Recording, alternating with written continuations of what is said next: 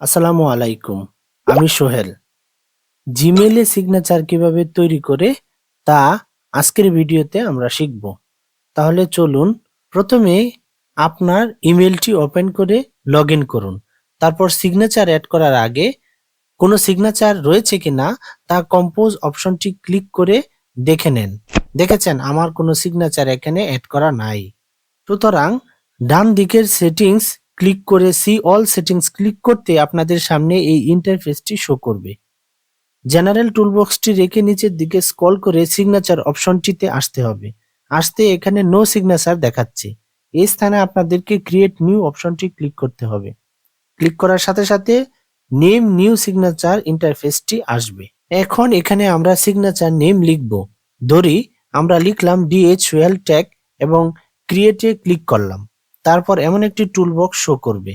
আপনি এখানে আপনার সিগনেচারটি অ্যাড করে নেবেন। আমি একটা করে রেখেছি, সেটা পেস্ট করলাম। তারপর আমাদেরকে দুটো কাজ করতে হবে। প্রথম কাজটা হচ্ছে ফর নিউ ইমেলস ইউজ, এখানে আপনার উপরে যে নামটি লিখেছিলেন সেটাকে এখানে সিলেক্ট করতে হবে, যেন নতুন ইমেল দিতে গেলে সিগনেচার মেল বডিতে অ্যাড হয়।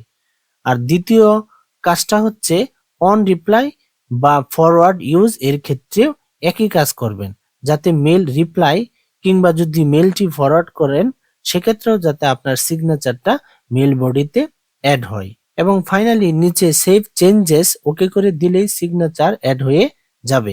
এখন সিগনেচার অ্যাড হলো কিনা তা দেখার জন্য আবারও ভিডিওর শুরুর মতো কম্পোজে গিয়ে দেখতে পারবেন।